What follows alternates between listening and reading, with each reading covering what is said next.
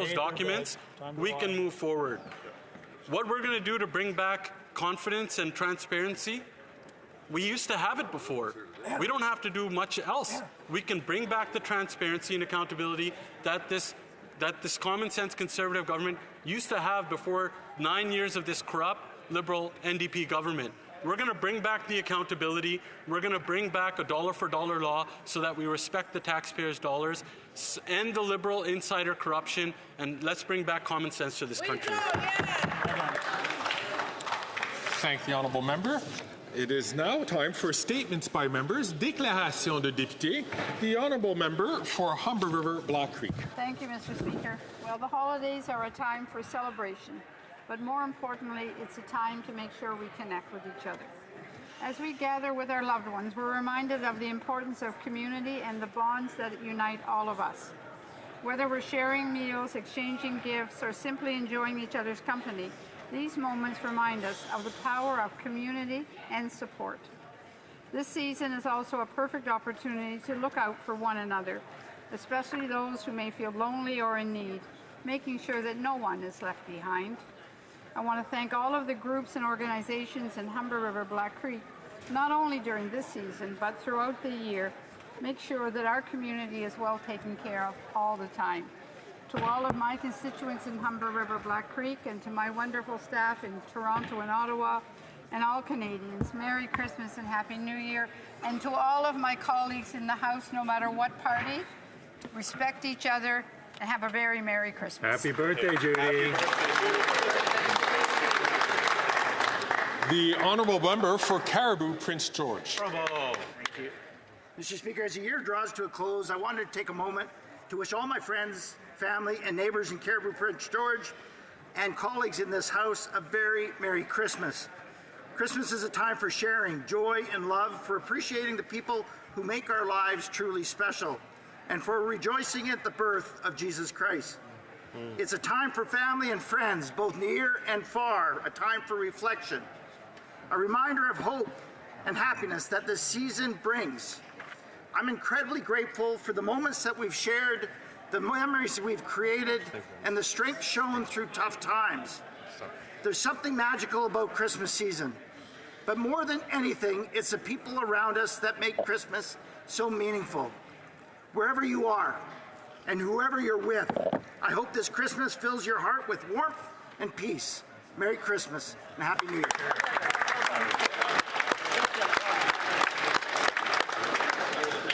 If I could invite members to please take their seats.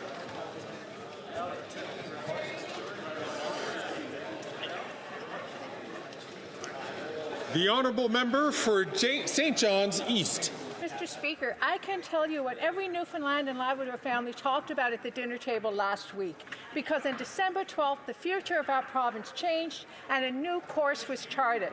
The 1969 Churchill Falls deal was infamous, unfair, and forever contentious. Now it's been ripped up with the announcement of a new deal between Quebec, Newfoundland and Labrador, and the Innu Nation. This historic deal will impact generations to come, and we'll finally get our fair share as we build clean, renewable power for the country.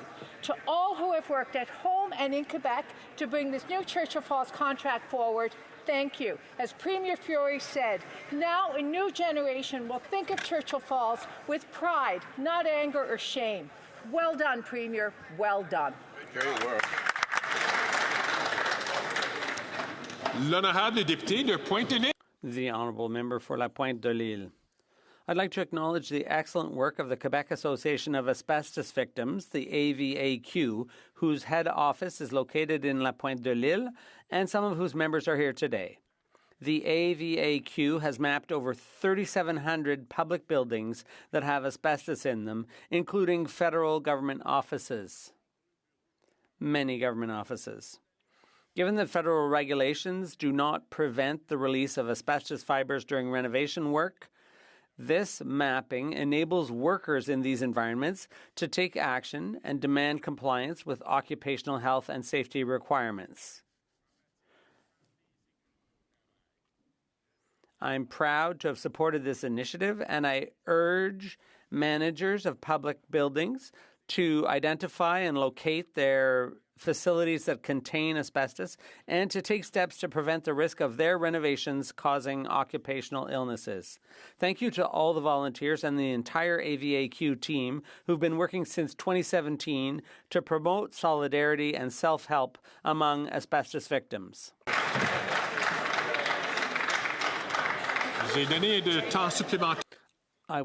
I gave the member extra time because he had some guests here, and I would encourage all guests to be quiet. Just carry on their conversations more quietly.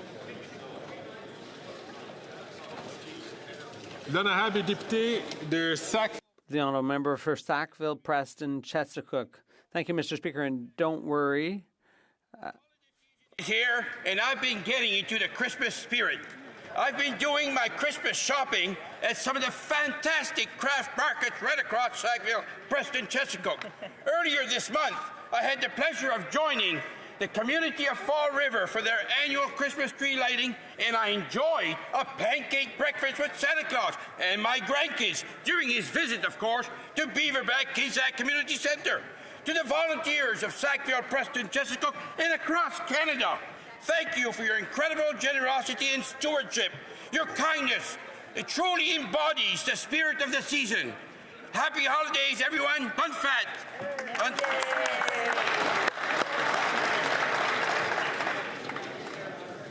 Votre attention, s'il vous plaît. Your attention, please. The honourable member for Coast of Bays Central, Notre Dame.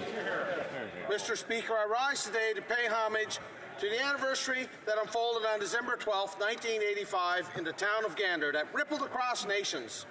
Air Flight 1285 carrying 248 American servicemen crashed that day shortly after takeoff. They were returning home for Christmas to Fort Campbell, Kentucky after a peacekeeping tour in Sinai.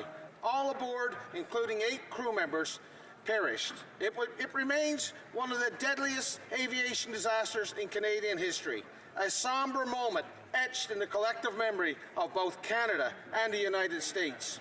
On December 12th, as in years before, the people of Gander gathered at the Silent Witness Memorial on the site of the 1985 tragedy to remember not just the lives that were lost, but the ideals that these servicemen upheld: service, sacrifice, and the hope of peace. By honoring their memory, we continue to ensure their legacy endures. May they rest in peace.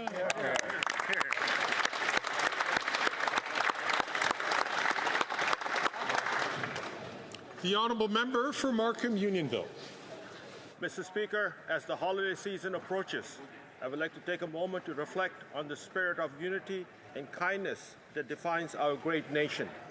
In Markham Unionville, we celebrate the rich diversity of our community, where people of all backgrounds come together to share and participate in the joy of the season.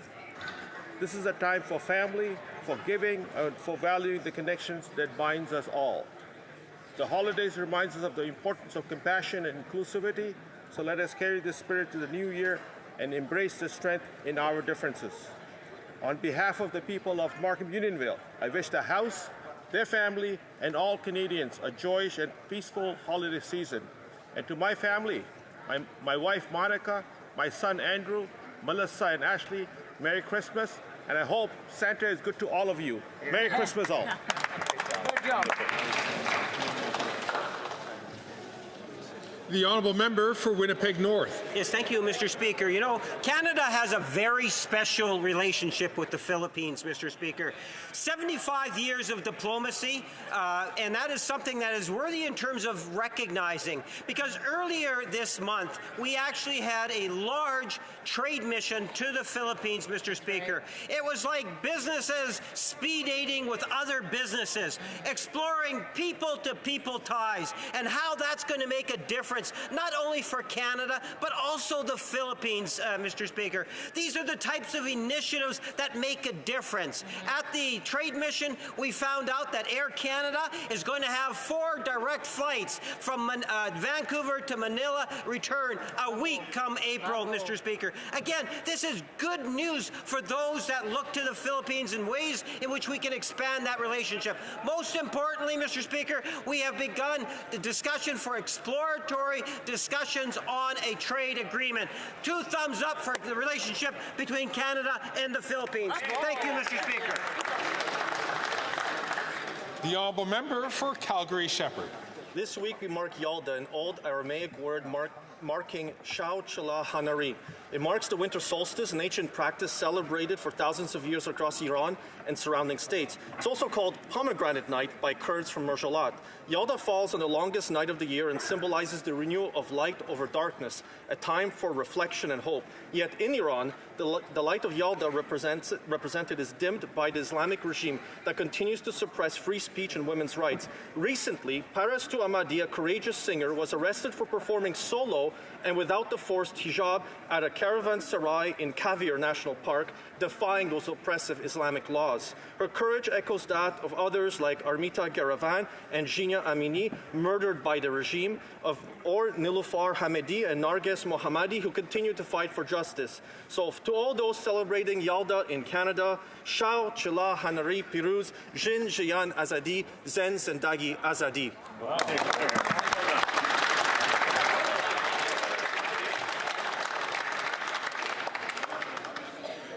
Order, please.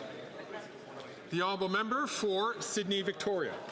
Mr. Speaker, we're closer than ever before to ending water advisories on reserve. We've lifted 147 water advisories since 2015, and the next step on our reconciliation journey is passing the First Nations Clean Water Act. But the Conservatives are blocking it, the bill from moving forward to the Senate. It's shameful to stand against First Nations clean water standards like this, and it's shameful that Conservatives have openly refused to support our First Nations communities. Getting this bill passed will ensure that First Nations are afforded the human right to clean water. The AFN is calling on us, and First Nations are relying on us to move this bill forward. Lives are at stake. Water is life. As members, we must move this bill forward as quickly as possible. I'm calling on all Conservative members to do the right thing, support First Nations clean water. It's not too late. The honourable member for Battle River Crowfoot.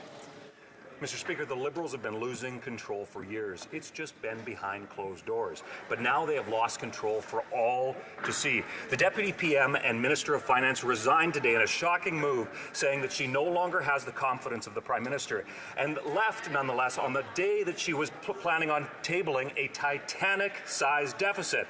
I wish I could say that this was a shock, but it's par for the course for a government that is in perpetual chaos. Now, the irony is that the NDP and their sellout leader now have more confidence in that Prime Minister than his own inner circle. Wow. But the real tragedy of it all is that it's Canadians that are hurting. After 9 years of wreaking havoc, that has been it's been absolute devastation to our people. Canadians need an election now so that we can end the chaos, the corruption, and the economic destruction brought about by the Liberal NDP government, and letting Canadians elect common sense Conservatives to fix what that costly coalition has broken.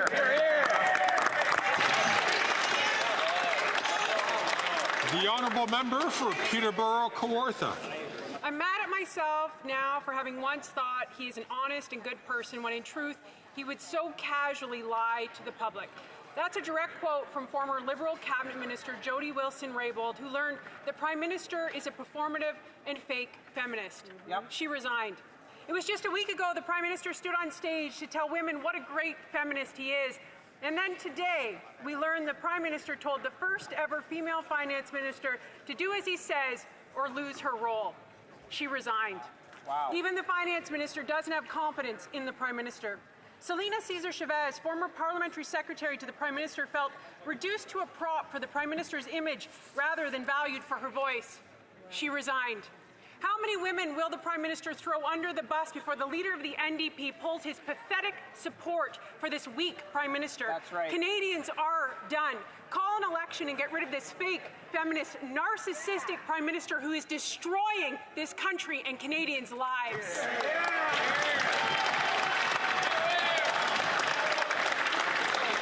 I'd like to take an opportunity to remind members it's very important not to do indirectly what you can't do directly. Be very mindful about the language that you use in the statements or quotations that you have. The honourable member for Scarborough-Guildwood. Thank you, Mr. Speaker. On November 25th, we learned of the passing of John Embury. I worked with John when Ralph Goodale was the Minister of Finance. He was a charter member of the Loyal Order of Goodalians, a fierce band of loyalists to Ralph Goodale, Saskatchewan, and all things liberal. A great communicator, John would navigate us through challenging times with grace, wit, good humor, and a fierce intelligence, all mandatory characteristics of the charter members of the Goodalians. As Director of Communications, he was a calm professional, super knowledgeable on a whole range of files. John left us too early. He leaves behind his wife Marjo, his grandson, the Dude, his two stepdaughters, Cora and Chloe, his mother Margot, and brother and sister Mike and Eden.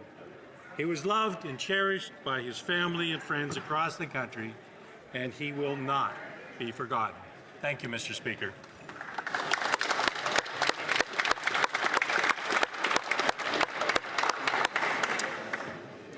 The Honourable Member for Vancouver East. Canada's settlement sector is the foundation for social cohesion, nation building, and newcomer integration. Over 800 agencies are funded by IRCC to deliver a range of services such as language class with childcare support, employment and career training, trauma-informed programs, family centers, and so much more. Last year, over 700,000 unique newcomers were served by the sector, primarily made up of racialized women across Canada outside of Quebec. Despite their success, the Liberals is charting a course to massively cut these services. Many organizations are told that their 5-year contract is not being renewed. Others will face a cut of up to 70%. On top of that, a further deficit reduction plan is being leveled at the sector. And terms like refocus is used to cover up pending cuts to IRCC staffing. This will decimate service delivery and negatively impact the economy. The fallout will be felt for years to come. The NDP is calling on the Liberals to stop blaming newcomers for their failures and to immediately reverse these cuts.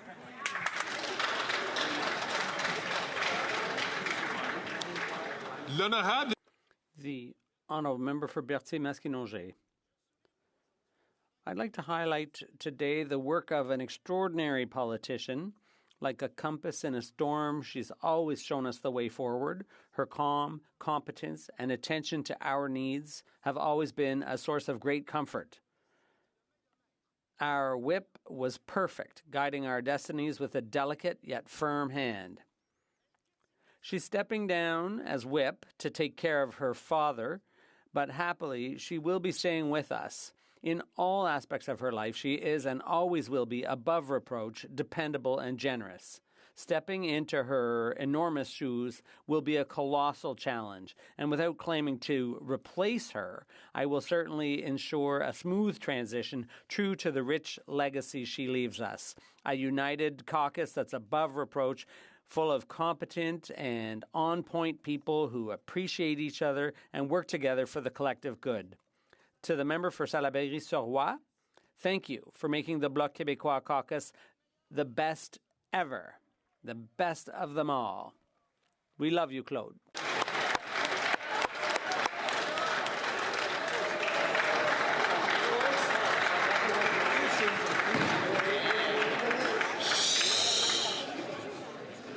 The Honourable Member for Calgary-Nose Hill. For weeks, the Prime Minister has been repeating over and over again that a Team Canada approach is about knowing the time to do the right thing.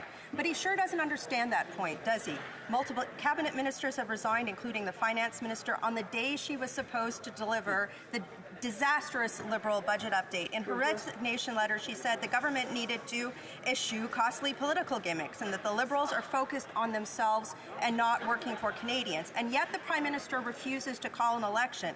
And the weak and self-interested NDP and Liberal backbench are complicit in his decimation of our country, propping him up while he pulls Canadians from one disaster to another. How many more deaths in the streets will it take for them to admit that it's over? How many more violent demonstrations, business closures, lost jobs, lost homes, encampments of refugees in Canada's suburbs, tariff wars with allies? One man's ego is not worth this cost. No single person matters more than our country. Team Canada wants the Prime Minister to take his own advice and do the right thing. Call an election now. Let's bring it home. You're here.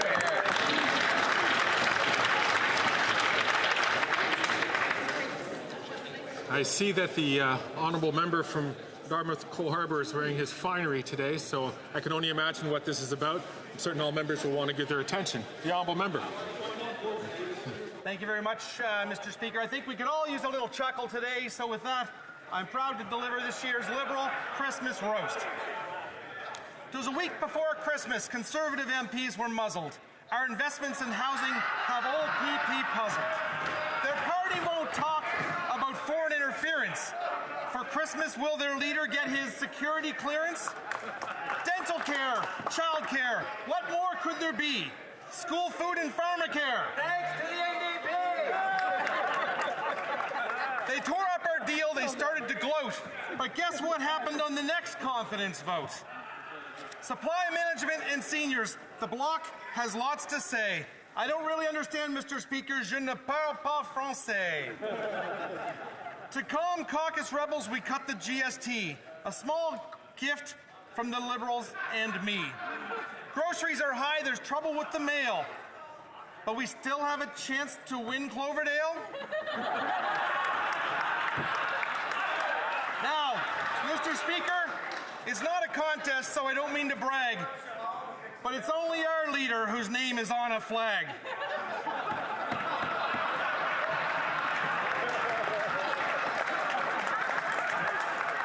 One final thought, though, Mr. Speaker. One final thought, though. Canada ain't broke, though I will admit we may be a bit woke. Mr. Speaker, colleagues, Merry Christmas and Happy Holidays, too. May we all get a Christmas card from a Randy or two.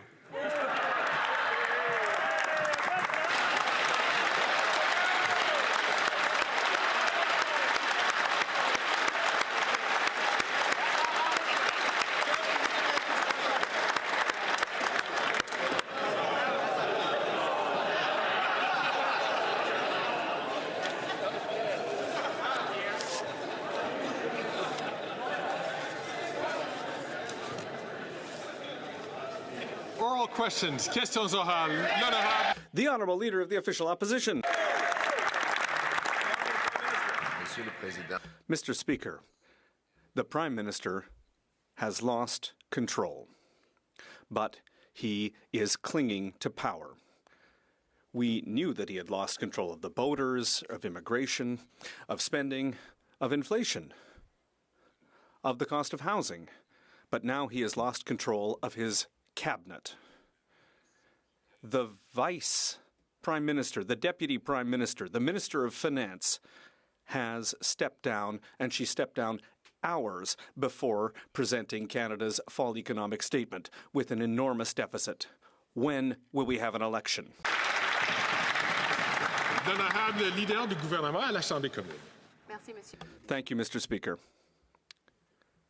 Our government is looking forward to presenting the economic statement this afternoon, and I would like to take this opportunity to thank the member for University Rosedale for everything that she has done for this country and everything that she will continue to do for this country.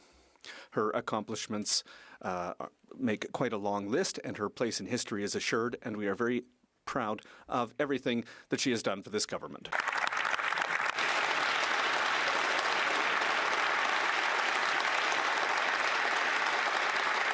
L'honorable chef de l'opposition. The Prime Yet he clings to power. He's lost control of immigration, lost control of the borders, lost control of spending, deficits, inflation, housing costs. In fact, his former, apparently, finance minister was trying to get spending under control by capping the deficit at an already crazy $40 billion. But he took carbon tax Carney's advice and pushed her beyond that guardrail and was trying to throw her off the cliff. She's now resigned minutes before presenting her fall economic update. This cannot go on. When will we have a carbon tax elected? Honourable Leader of the Government in the House of Commons. Thank you, Mr. Speaker. Mr. Speaker, our government looks forward to presenting the fall economic statement later this afternoon. But I would also like to take this opportunity to extend my gratitude for all that the member from University Rosedale has accomplished for this country and will continue to do for this country. She has played an integral role in this government first of all, standing up for Canada and defending NAFTA, bringing forward universal childcare, and the incredible work that she has done in defending Ukraine. We are very grateful for all that she's contributed to this government and to Canada. Thank you, Mr.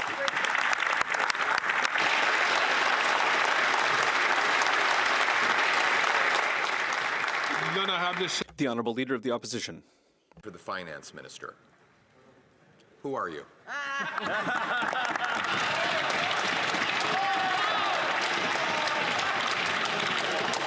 The Honourable Leader of the Government in the House of Commons. Thank you, Mr. Speaker. Mr. Speaker, at a time when Canadians are struggling, we are happy to bring forward measures that are going to assist them. Things like the GST tax cut that took place starting this past Saturday, going until February 15th. And while the Conservative leader and the members of his caucus stay focused on us, we're going to stay focused on helping The Honourable Leader of the Opposition. Mr. Speaker, it was a serious question. Who is the Finance Minister? After the Finance Minister's resignation this morning, automatically the Industry Minister became Minister of Finance. And congratulations. But he immediately quit. After him, in the line of precedence, it was the two Randys. Well, they don't want it. So now we don't have a finance minister just a couple of minutes before the fall economic statement will be presented. So where's the minister? The Honourable Leader of the Government, the Honourable Leader of the Government in the House of Commons. Thank you, Mr. Speaker. As I said, our government is looking forward to presenting the fall economic statement later this afternoon. There are important measures in that update, measures that are important for Canadians. It's time for the Leader of the Conservatives to recognize that while he's focused on us, we are focused on Canadians. The Honourable Leader of the Opposition. Mr. Speaker, just to underline the chaos we're faced with here, the Finance Minister resigned the day she was to present the fall budget, which was going to contain a massive deficit overrun. The job then went automatically to the Industry Minister, who immediately resigned, like on the spot, which then went down the line, and the next person in order was the famous two Randys. And they're not available to do the job either.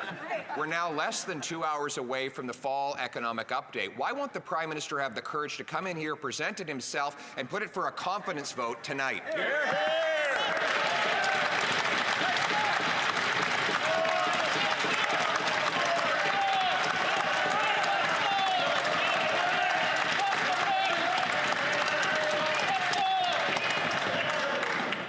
I would like to remind all members, as I did during statements today, for members to be careful not to refer to other sitting members by their names, but to use their titles or to use their writing names. The Honourable Leader of the Government in the House of Commons. Thank you, Mr. Speaker. Well, Mr. Speaker, while the Leader of the Opposition continues to play politics in this place, we look forward to presenting the fall economic statement later this afternoon that will have a series of important measures for Canadians, things that are going to help them with the affordability challenges, that are going to put Canada, Canadian jobs, and the Canadian economy first. Thank you, Mr. Speaker. I would like to ask the honourable member from St. Albert, Edmonton, to please not take the floor when he is not recognized by the Speaker. The Honourable Member for La Prairie. We already knew that between 20 and 40 Liberal MPs no longer had confidence in the Prime Minister. We also knew that 8 ministers would be jumping ship. Today, the Minister of Finance decided to step down instead of presenting the fall economic statement. She wrote, black and white, that she disagrees with the Prime Minister on the best path forward for Canada. So she has also taken away her confidence in the Prime Minister. We are watching this government, this Liberal government, fall apart, and it's pretty ugly to see. Will the Prime Minister call an election? The Honourable Government House Leader. Thank you, Mr. Speaker, and I would like to thank my colleague for his question. As I mentioned, as a government, we are looking forward to presenting the Fall Economic Statement later this afternoon. There are important measures in there for Canadians when it comes to affordability in particular, and we are exclusively focused on Canadians, and we will continue to protect Canadian economy and Canadian jobs. The Honourable Member for La Prairie.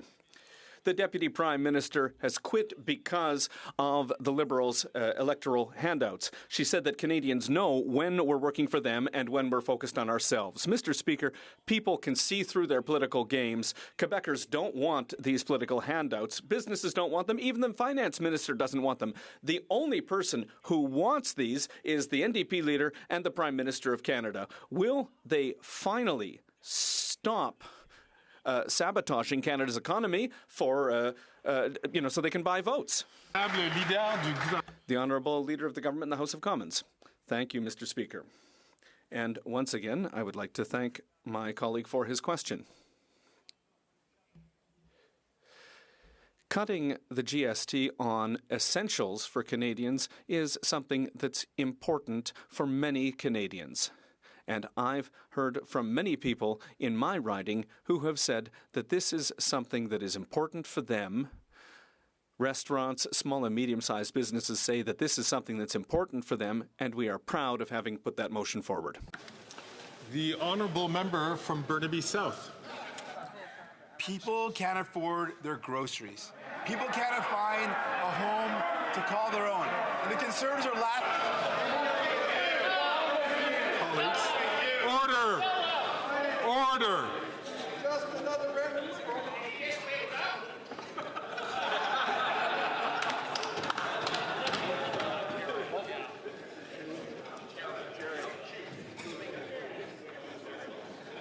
The Honourable Member from Burnaby South from the top, please.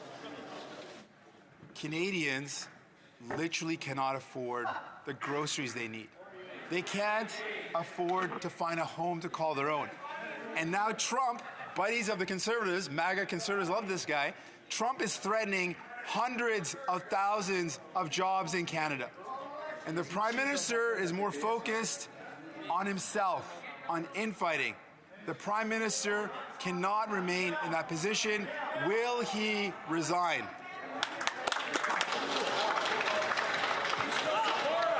The Honourable Minister for Innovation. Mr. Speaker, this is not the time for slogan. This is not the time for partisanship. This is not a time to make jokes, Mr. Speaker. This is about rallying for Canadians. This is a time where Canadians need to know that this House and all the members are standing behind them, that we're going to invest in Canadians, that we're going to invest in this country, that we're going to invest in our workers, and that we're going to invest in our industry, Mr. Speaker, and that we're going to prepare Canada to be the best prepared to be able to deal with our U.S. friends. Mr. Speaker, this is a time where we show that we're all Canadians.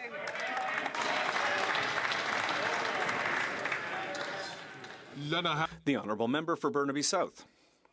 So I'll ask again in French. Les gens de la misère. People are having a very hard time paying for groceries. Young people can't find affordable housing. And beyond that, we have the threat of Trump's tariffs. And that's putting hundreds of thousands of jobs in Canada in danger. And instead of dealing with issues that are important for Canadians, the Prime Minister is dealing with fighting in his own party. It's clear that the Prime Minister cannot continue. Will he resign today, yes or no? The Honourable Minister of Innovation. Mr. Speaker, as I said, this isn't a time for jokes. This isn't a time for partisanship. It's certainly not a time for conservative slogans, Mr. Speaker. It's time, Mr. Speaker, to work together as parliamentarians to defend Canada, to invest in Canada, to defend our workers, to invest in our industry. And, Mr. Speaker, I call on all members of this House to do their civic duty to work for the good of Canada so that we can face the incoming American administration. Mr. Speaker, today we are all Canadians. Let's work together. The Honourable Leader of the Opposition. Mr. Speaker, the NDP leader is absolutely right. This cannot continue. This Prime Minister cannot go on like this. Housing costs have doubled. Food bank use has doubled. The debt has doubled. Gun crime has doubled. And now we face troubling tariff threats from a president who can see weakness coming from a mile away. The Prime Minister must leave this job, but there's only one person who can remove him, and that's the leader of the NDP. Yes. Will he put the country ahead of his pension and vote for a carbon tax election now?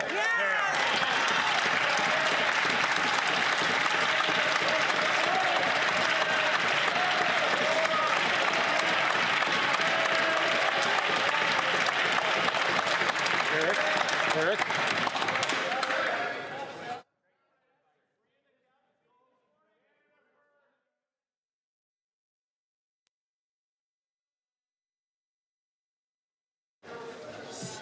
So, although the preamble to that question dealt with the administration of government, the question itself did not, and the chair has made it clear that we're not doing that. The honourable member from Thornhill. Prime Minister has lost control. The Prime Minister's own deputy quit just hours before her economic statement, all of a sudden saying, Canadians know when we're focused on ourselves, and describing a newfound disdain for costly political gimmicks. Those are her quotes. Right. This after her own political rival, Mark Carney, wrote the fall economic statement full of things that she didn't want to present. The old boys club isn't in charge. Canadians are. Right. And it's time for credible leadership in the seriousness of this moment, not the fake feminism of this phony Prime Minister. It's time for Canadians to decide. So will anyone or everyone over there finally agree? Yeah. The Honourable Leader of the Government in the House of Commons. Thank you, Mr. Speaker. As I mentioned earlier, we are looking forward today to presenting the fall economic statement that is going to have a series of important measures for Canadians. At a time like this, it is important that all of us band together, united as Canadians, to make sure that we're doing everything we can to protect the Canadian economy, protect Canadian jobs, and to stand up for Canada. Thank you, Mr. Speaker. The honourable member for Thornhill. Mr. Speaker, they can't even stand by each other. Hours before delivering the fiscal update, the finance minister resigned. She lost confidence in the Prime Minister. Last night, the failed housing minister and the worst immigration minister in the history of this country also resigned. A couple of Randys, and now they're up to 9 ministers that need to be replaced. He's lost control of the government. The party of backroom boys is over. The backbench should look up from their laptops, and the NDP leader shouldn't be the only one in this House with confidence in the Prime Minister. Present the statement and call a vote today. Hear, hear.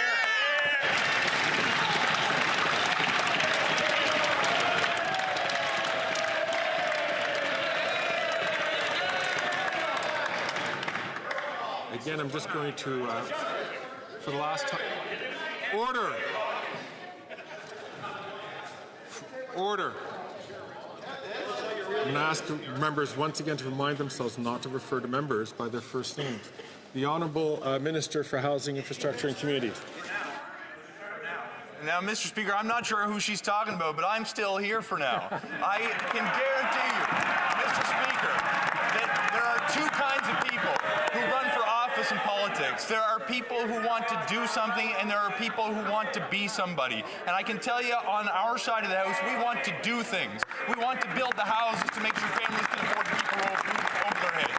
We want to make sure families can afford to keep their food on the table to feed their kids. We want to make sure people can find a job to go to that gives them a sense of pride and allows them to contribute to their communities. On the Conservative side, their guy has been writing essays about why he should be Prime Minister since he was a teenager.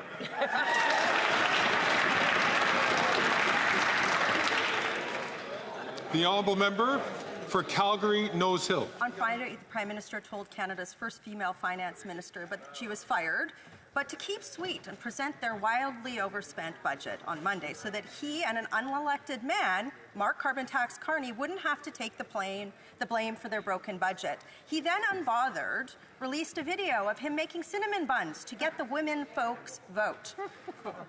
How can any woman in that caucus defend that man instead of calling for an election now? Hear, hear. The order. The Honourable Leader of the Government in the House of Commons. Thank you, Mr. Speaker. I didn't realize cinnamon buns were a gendered food, but what I would say is that her question says more about how that member and Conservative members view women in this country than anything else. Thank you, Mr. Speaker. The honourable member for Calgary Nose Hill are facing violence in the streets. They can't afford groceries. They can't afford to buy presents for their kids for the holidays. They can't afford anything. Canadian women are far worse off under this fake feminist Prime Minister. And now he fired Canada's first female finance minister because she dared question him. That sounds pretty familiar. No strong woman exists in that caucus. Why would any woman defend this man instead of calling for an election?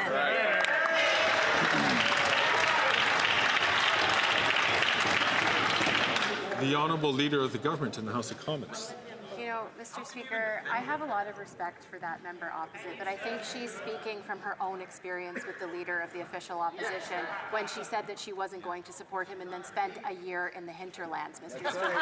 But what I will say is that when it comes to actually doing things that support women, we have done that on this side of the House. Whether it's affordable childcare that is making it possible for hundreds of thousands of women to join the workforce, making contraceptions free, or the Canada Child Benefit that is helping families pay the bills. And what do Conservative members of Parliament do every time? They vote against them. So actions speak louder than words, Mr. Speaker.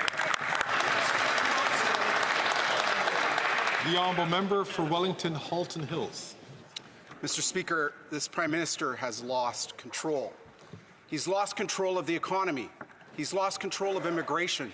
He's lost control of so many files.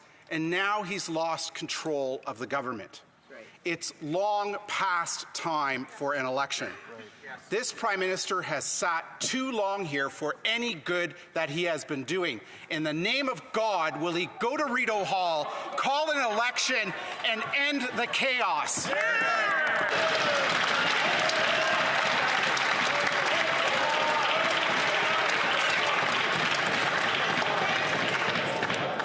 Order. The Honourable Leader of the Government in the House of Commons. Thank you, Mr. Speaker. Mr. Speaker, as you well know, and as every member in this place knows, just because a Conservative member of Parliament wishes something does not mean that it actually happens. Amen. But what happened over the past couple of weeks, Mr. Speaker, is the government secured the confidence of this House. And the government does enjoy the confidence of this House, Mr. Speaker, and that is why we will be presenting the fall economic statement later today, which we look forward to sharing with Canadians. Thank you, Mr. Speaker. Good answer. The Honourable Member for La Prairie. We're watching a historic moment here. The Deputy Prime Minister quit, saying that she disagreed with the Prime Minister on the path forward for Canada. The Deputy Prime Minister no longer has confidence in this Prime Minister to govern. Her lack of confidence is added to that of 8 other ministers. The Prime Minister can't claim to have the confidence of the people if he doesn't even have the confidence of his own ministers. Will he do the democratic thing and put his future in the hands of the people and call elections? The Honourable Minister of Innovation. Mr. Speaker, on this side of the House, I know that all of our colleagues want to work for Quebec and the entire country, Mr. Speaker. At a time like this, what Quebecers expect is not to hear fiery slogans, Mr. Speaker. They expect us to work together. This is a moment where we need to work together to prepare Quebec and Quebec's industry to face the American administration. We need to prepare Quebec and the rest of Canada to win in the 21st century economy, and I can tell all Quebecers that that's what we're doing on this side of the House. That's what we wake up and do every day, Mr. Speaker. We get up to serve Canadians. We want to be there for Quebecers and the whole country. We'll continue to do so. The Honourable Member for La Prairie. In 2020, the Prime Minister made Bill Morneau step down because he wasn't spending enough, and he put the current Deputy Prime Minister in his place. She has now quit because she wasn't spending enough. Imagine how much the third Finance Minister is going to have to spend to keep their job. They're going to have to go over to the NDP to find somebody who's ready to spend that much. Seriously, this is a disastrous economic statement. Will the Prime Minister resign. The Honourable Minister of Innovation. Mr. Speaker, Quebecers know that the Bloc likes to pick a fight, Mr. Speaker. But today, Mr. Speaker, the government is going to present a fall economic statement, Mr. Speaker, in which will show that we're there for Canada's industry and for workers across the country. At a time like now, Mr. Speaker, what Quebecers and Canadians expect from everyone, and especially from the Bloc Québécois, is that we be there to defend their interests, that we be there for families, for seniors. That's exactly what we're doing on this side of the House, and I hope the Bloc will stand up and support the government, Mr. Speaker. The Honourable Member for La Prairie. The government is getting ready to table an economic update without a finance minister. Nobody, not even the Liberals, wants to wear this economic statement. It's the ultimate proof that we can't go forward with a $60 billion deficit just to offer political gimmicks.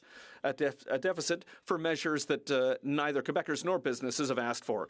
Measures in this have been denounced by economists, including in the finance department. It's not surprising that nobody in the Liberal Party wants to be responsible for it. Will the Prime Minister do the right thing and stop with these measures? The Honourable Minister of Innovation. Mr. Speaker, we want to move forward.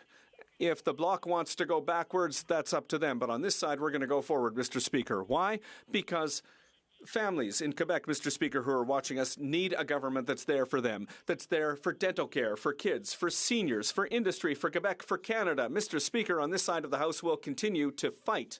We will continue to fight every day for all Canadians because the country deserves that we be there to stand up for it, Mr. Speaker.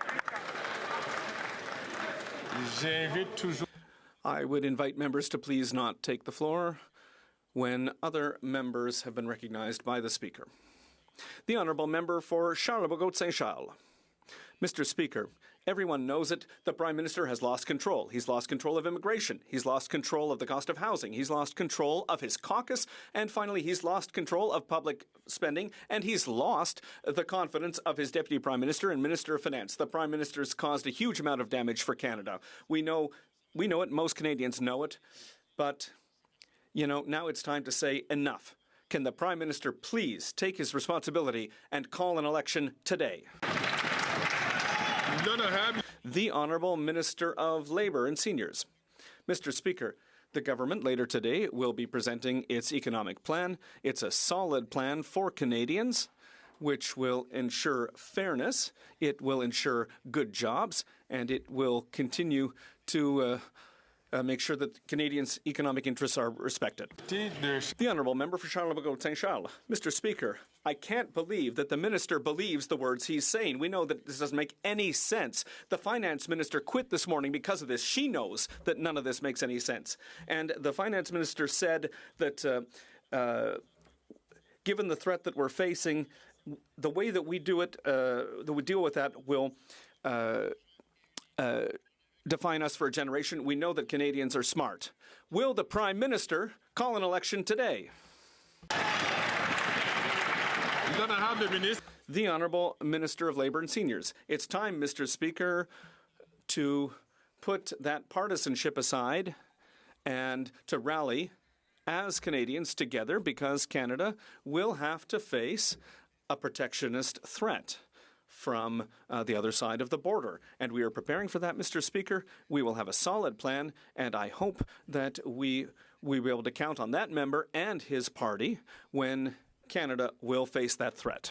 The Honourable Member for Louis Saint Laurent.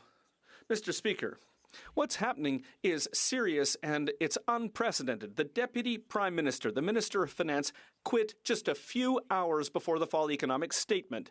It's just a bomb that's gone off because even in the United States and around the world, people are talking about this and in a bad way for Canada. That's the reality that we're looking at today, Mr. Speaker. The former Finance Minister said no more than $40 billion of deficit. The Prime Minister pushed her aside to listen to Mark Carney. Will the Minister of Industry please tell us what Mark Carney's deficit will be when it's presented in 2 hours?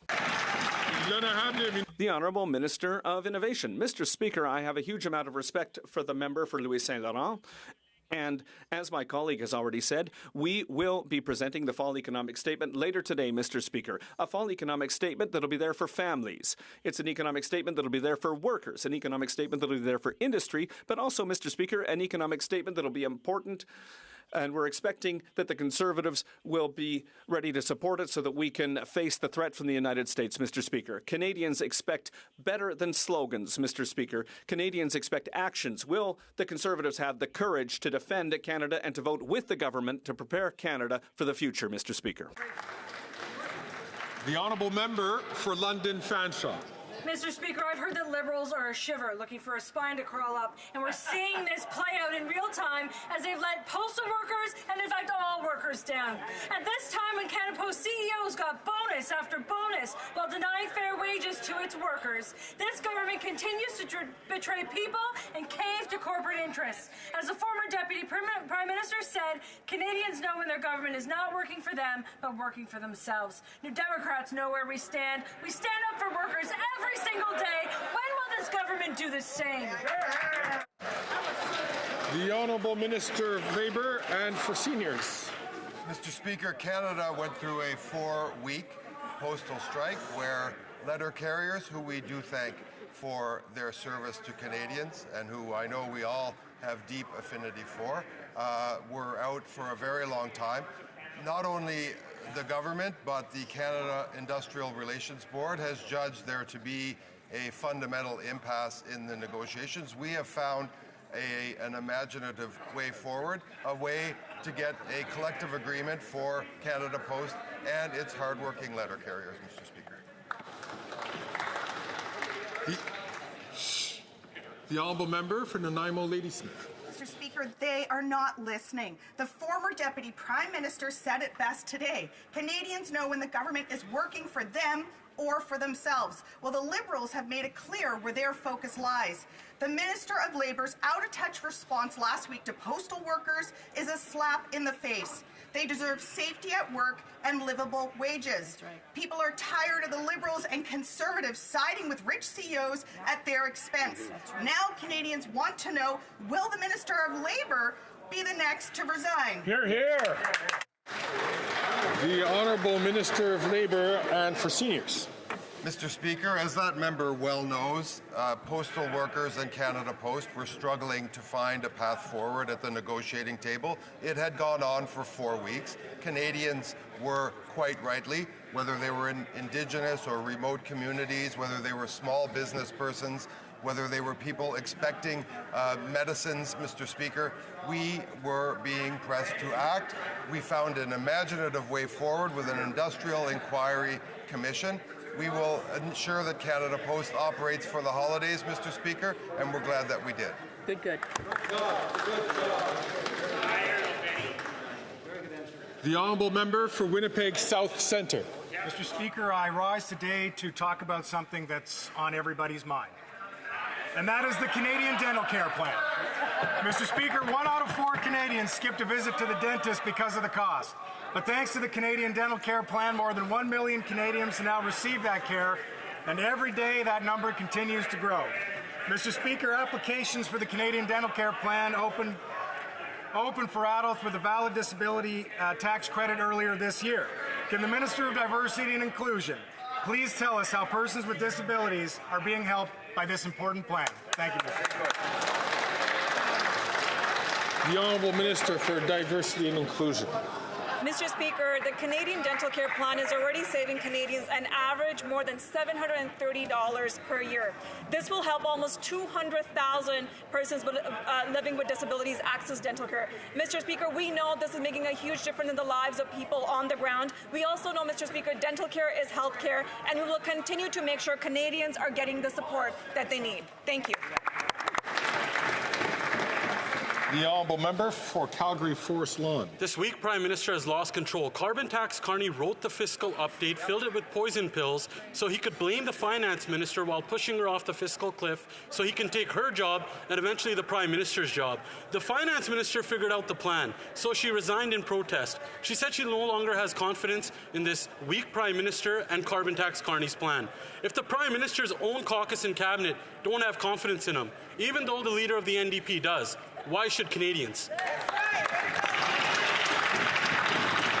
The Honourable Minister for Housing, Infrastructure and Communities. Mr. Speaker, in a moment where Canadians are looking for leadership, the Conservative asking the question can only come up with names to lobby towards his political opponents.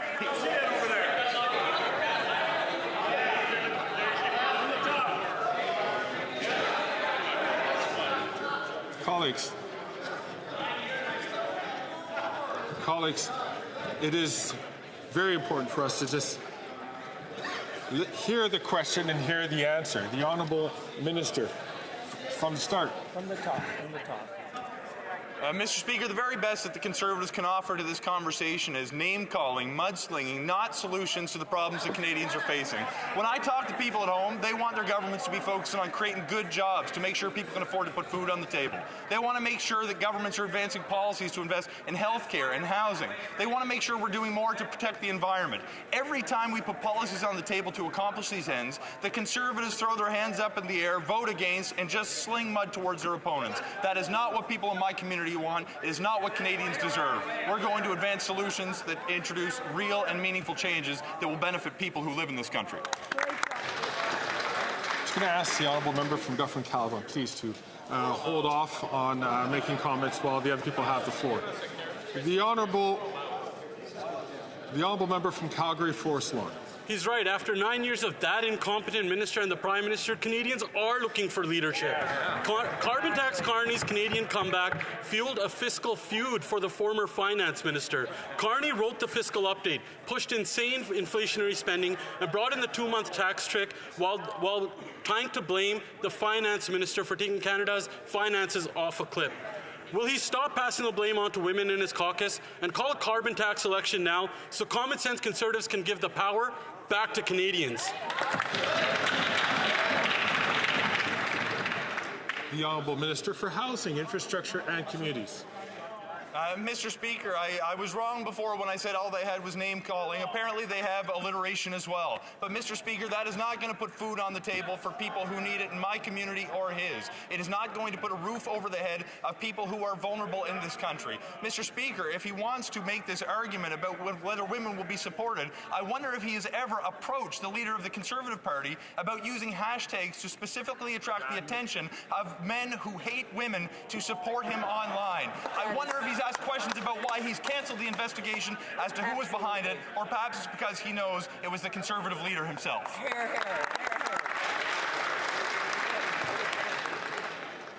The Honourable Member for Leeds, Grenville, Thousand Islands and Rideau Lakes. After 9 years of this NDP Liberal government, everything is out of control. Home prices have doubled. Food bank use is seeing 2 million users in a single month. And the real fiscal advisor to this Prime Minister wrote the financial update for this afternoon and included a temporary 2-month tax trick and is set to smash through the massive $40 billion deficit promise that was made by the Finance Minister. When they tried to blame the economic vandalism on her, she quit, saying that she doesn't have confidence in this Prime Minister. Now, they can't tell us how much they've spent. They can't tell us who's in charge. How can anyone have confidence in this Prime Minister? The Honourable Minister for Housing, Infrastructure and Communities. Mr. Speaker, the Conservatives seem to know the cost of everything but the value of nothing. They do not see value in investing in childcare, which has not only reduced costs for families, but led to the largest increase in women's participation in the labour force in the history of this country. They don't seem to believe there is value in investing in social housing, in public housing, in affordable housing, so everyone in this country can have a roof over their head. They don't believe in the value of the Canada Child Benefit, which is ensuring middle-class families in this country can put food on the table. So before he continues to sling mud and arrows on this side of the House, he perhaps should look inward and ask why he is not even allowed to advocate on behalf of his community, because his leader has said that's just not in order.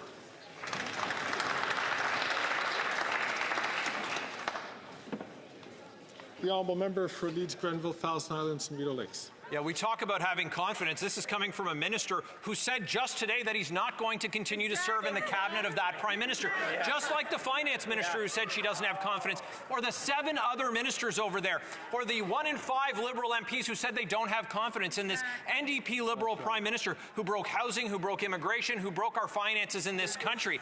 These Liberals talk about costs, but they have absolutely no idea how much they've spent. No government has ever spent so much to achieve as little as this government has. We know why the NDP leader has confidence in this Prime Minister. It's for his pension. But why should Canadians? The Honourable Minister for Housing, Infrastructure and Communities. Mr. Speaker, my honourable colleague is right about one thing. I did announce this morning that I'm not going to be seeking re-election. But I can tell you, if he thinks that's a matter of confidence, I can tell him it's that I have confidence I am going to be the best father to my kids that I could possibly be over the rest of my life. And that is what is most important to me. But, Mr. Speaker, while I have the floor, I should say thank you for the opportunity to engage in the tete-a-tete over the years. This may be one of the last opportunities that I have, and I want to use it to make this point. Canadians want governments to invest to increase the quality of life that they get to enjoy. We seem not to be able to agree on that basic tenet. On this side of the House, we will put measures in place to support families, not advocate for cuts.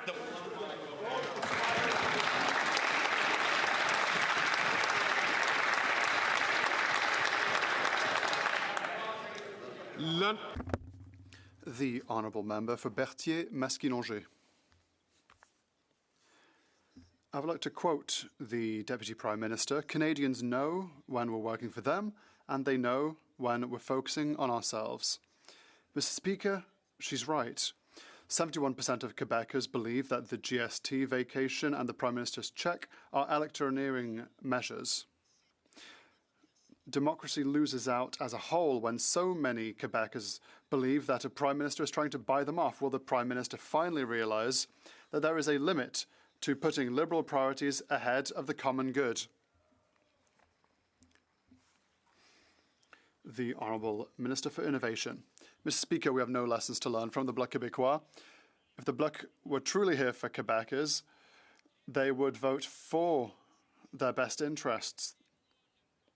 For months, the Bloc is contributing to the Conservative tactics of blocking Parliament to stop bills that would make Quebec a better place. Instead of trying to squabble, can the Bloc finally go beyond squabbles and actually work for Quebecers to allow this Parliament to function? Quebecers expect better from the Bloc, and will always be here on this side of the House to defend Quebecers. The Honourable Member for Berthier-Masquinongé. The Deputy Prime Minister's resignation confirms that the Prime Minister has gone too far in pushing for Liberal measures at all costs. She has confirmed that the Prime Minister is no longer legitimate. He cannot move forward with a full economic update without a finance minister. She confirms that the Prime Minister cannot continue to govern without a new plebiscite from the people. The Deputy Prime Minister has confirmed all of this. Will the Prime Minister finally trigger an election? The Honourable Minister for Labour. Mr. Speaker, the Bloc Québécois simply rejects economic updates without having read it. That's why they voted against the Canada childcare benefit. That's why they voted against our dental plan for Canadians. And many Quebecers are benefiting from these programs. They voted against the guaranteed income supplement. They systematically vote against all assistance for Quebecers. So we shouldn't be surprised that the Bloc, once again, is rejecting our measures that will help Canadians. The Honourable Member for Regina-Capel. Carbon Tax Carney is the Prime Minister's official economic advisor, and his plan was always to push out the Finance Minister and take her place. Let's look at his advice so far. He forced her to bring in the GST tax trick. Carney also forced through insane inflationary spending, smashing through that $40 billion guardrail. Carney's economic plan is so bad, the Finance Minister resigned in protest rather than humiliate herself into reading his homework. Now nobody knows who the Finance Minister is. Mr. Speaker, enough enough is enough. Why won't the Prime Minister do the only honourable thing left and let Canadians decide for themselves in a carbon tax election? The Honourable Leader of the Government in the House of Commons. Thank you, Mr. Speaker. Another day, another attack against Canadians from the Conservative Party of Canada. Anytime someone steps up who disagrees with their vision for Canada, what do? Personal attacks, Mr. Speaker. Mr. Speaker, Canadians deserve better than the slogans and personal attacks that we get from Conservative members of Parliament. Thank you, Mr. Speaker. The Honourable Member for Regina Capel. The attacks on this government's economic record are coming from inside the Liberals' own cabinet, Mr. Speaker. And it looks more and more like Carbon Tax Carney's plan to push out the Prime Minister is working as well, too. For Carbon Tax Carney, it's always been profits over people. Look at his record. Since he became the top economic advisor to the PM, he's moved his own company's headquarters to New York City. He got caught unethically lobbying the UK government. And his firm Brookfield is now looking for $10 billion in taxpayers' money for a new investment fund, which would be managed by Brookfield, his own company. Mr. Speaker, Canadians deserve better than this government in shambles. Why not call a carbon tax election and let Canadians decide for themselves? The Honourable Leader of the Government in the House of Commons. Thank you, Mr. Speaker. Mr. Speaker, this is the People's House, and in it we should be debating things that are pertinent to the administration of government. But what we hear from the House Leader from the Conservative Party of Canada is attacks on Canadians, Mr. Speaker. The person he is talking about is not a sitting member of Parliament, is not a cabinet minister. It is someone that they are attacking simply because they do not share their vision of Canada. Mr. Speaker, every single Canadian deserves better than what we hear from the opposition today. Thank you, Mr. Speaker. The Honourable Member for Stormont Dundas, South Glengarry. The Prime Minister's lost control. Hours before delivering a fiscal update, the Finance Minister resigned, joining 1/5 of the Liberal caucus and saying she doesn't have confidence in the Prime Minister either. And there's only one person left keeping this Prime Minister in power, and that's the Leader of the NDP. The fall budget is scheduled to be tabled in 54 minutes, and we don't even know who the Finance Minister is. The Liberals' own cabinet order on succession states if it's not her, it's the Industry Minister, but he says he doesn't want to. So that means it's supposed to go to the disgraced member from Edmonton Centre. The question is, will the other Randy be Canada's next Finance Minister? And how much is he investing in fraud?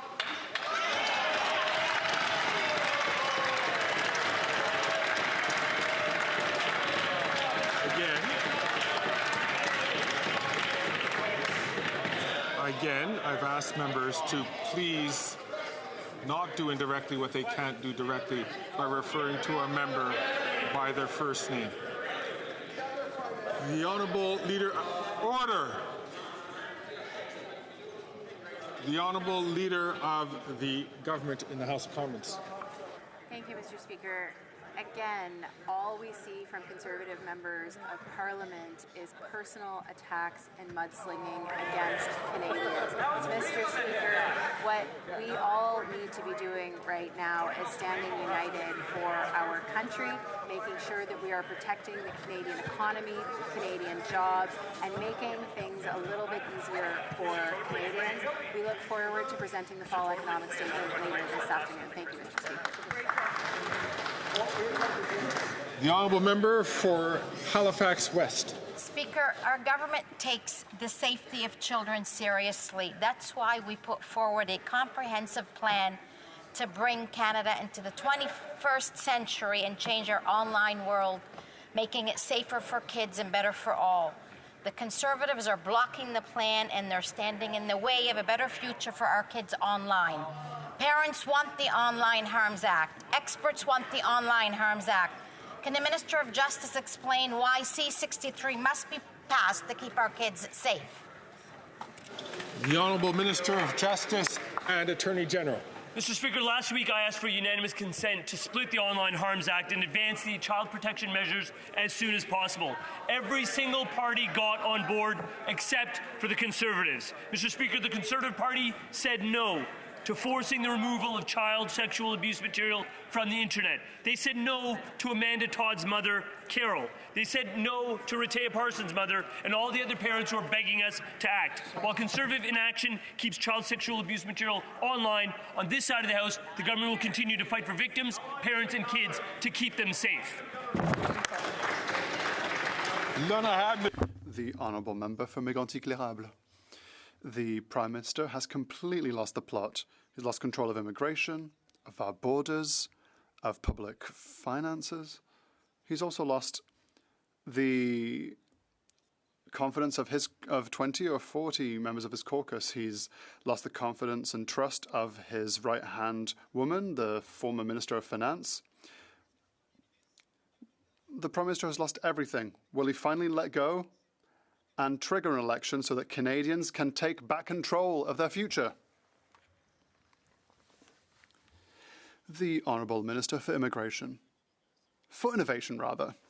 Mr. Speaker, I am not a new minister of anything, not immigration or anything else. We have no lessons to learn from the Conservatives. Today, what the government will table is an economic update that will be here to invest in Canadians, invest in industry, invest in our workers. But, Mr. Speaker, what we've seen today during question period is deplorable. Canadians who are watching us today expect better from the official opposition. Now is the time to work together, to defend our country, to be ready for the next US administration. It's disappointing to see that the opposition is playing political games on a day like today. The Honourable Member for Mégantic-l'Érable. Mr. Speaker, I can't quite believe what I just heard from the Minister for well, not the Minister for Finance, he said no, but the Minister for Innovation. The Minister is out of control. His former right-hand woman was very striking in her letter. We have to preserve our fiscal capacity against the United States that's pursuing a policy of aggressive economic nationalism. We need to recognize the gravity of the moment. The situation is dire. Canadians need to work. So what do we need?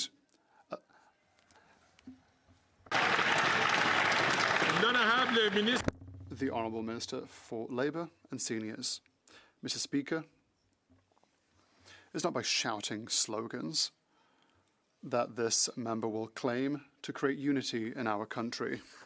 Our government has a serious plan to move forward. We will, through our full economic statement, provide for prosperity for all Canadians, and we will be here to protect Canadians against any potential threat. The Honourable Member for Peterborough-Kawartha. The Prime Minister is spiraling so bad, and his obsession for power is dangerous. It's actually dangerous, and it is killing people every day. In Peterborough, and the Peterborough and area families are suffering the greatest rates of food insecurity ever recorded. Do you know what food insecurity means, Mr. Speaker? Starvation, hunger, children. Enough. This is as serious as it gets. The finance minister quit hours before she was supposed to do this, and she doesn't have confidence in this Prime Minister. No one does. This man is a disgrace, and we need an election now.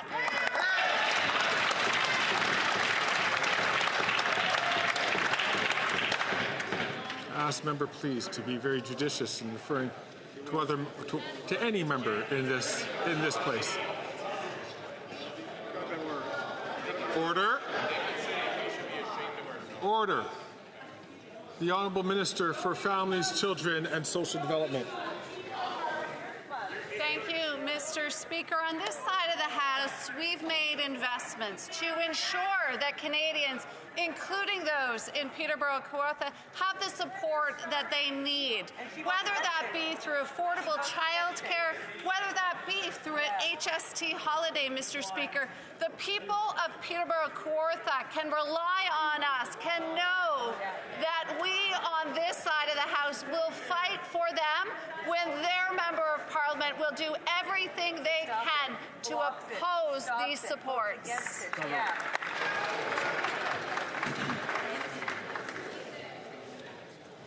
The Honourable Member for Vancouver Quadra. Mr. Speaker, children in Canada are just not safe online. Our government wants to join the many countries that have now adopted online safety regulations. Yet the Conservatives are preventing our Online Harms Act from moving forward. In fact, shockingly, they're blocking our efforts to remove child sex abuse material from the internet. How disgusting. Yeah. Can the Justice Minister please describe the importance of Bill C-63 to parents and children and explain why Canadians so urgently need this law now? Good question. The Honourable Minister of Justice and Attorney General. Mr. Speaker, the Online Harms Bill is the product of 4 years of consultation. It is comprehensive legislation that will remove child sex abuse material from the internet. By blocking that very act, the Conservatives have made a clear choice that they will not prioritize the safety of our kids. They don't stand with parents. Amanda Todd's mother, Carol, said she's been waiting 12 years for this type of change. We need to pass this legislation to do right by Carol and every other parent of every other child who suffered abuse online. The question for Canadians and for that party is, will they stand with us and keep kids safe? Yes.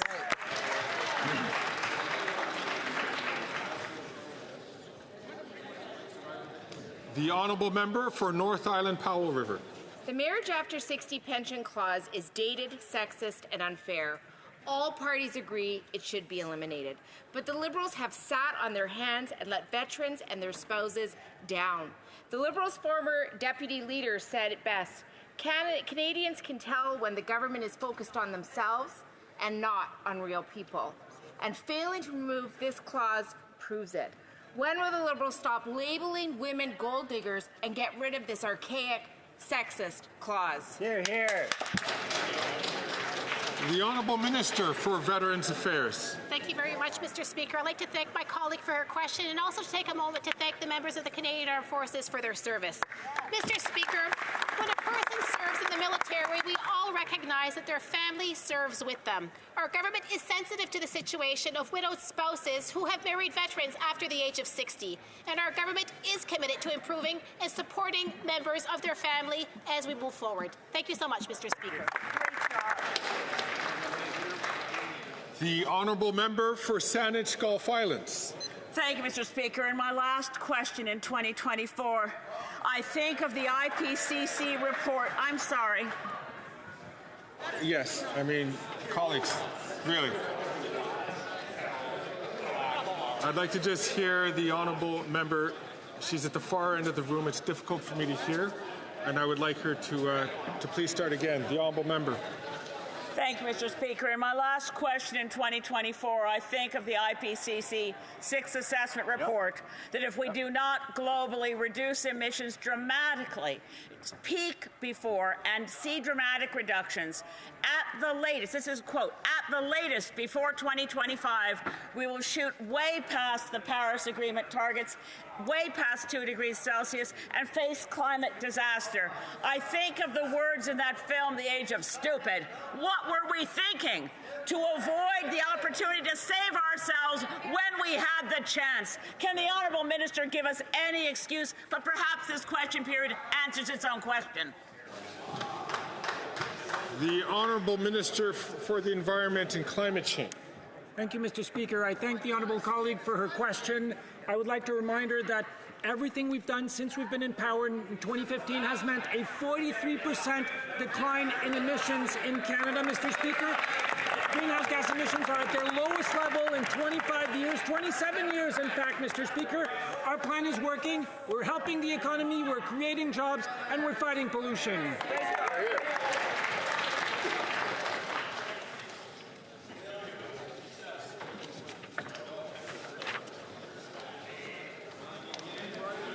Affaires courantes ordinaires. Dépôt de documents. Tabling of documents. The Honourable Parliamentary Secretary. Double News hasn't broken the story yet. Yes, thank you, Mr. Speaker. Pursuant to Standing Order 36.8a, I have the honour to table in both official languages. Ask all colleagues, please, to leave the chamber quietly so that I can hear what the honourable members depositing. I do have a few things I'd like to say that are very wonderful about the future. Ready to go? Mr. Speaker, pursuant to Standing Order 36.8a, I have the honor to table in both official languages the government's responses to 46 petitions. These returns will be tabled in an electronic format. Introduction of government bills. Déclaration des ministres. Rapport de délégation. Reports from interparliamentary delegations. Presenting reports from committees. The honourable member for